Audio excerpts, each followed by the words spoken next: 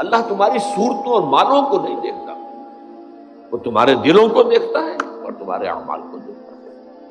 عمل صحیح ہے، نیک ہے، اور دل میں اس کے لیے جو موٹیو اور جذبہ تھا، وہ جو قوت محرکہ تھی، وہ بھی صحیح ہے۔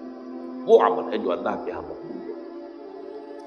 اب اسی کے حوالے سے میں چند حدیثیں کس انتہا تک یہ بات حضور نے پہنچائی ہے۔ حضور نے فرمایا من صلی یرائی فقط اشرکا ومن صام یرائی فقط اشرکا ومن تصدق یرائی فقط اشرکا۔ جس نے دکھاوے کے لیے نماز پڑھی اس نے شرک کیا۔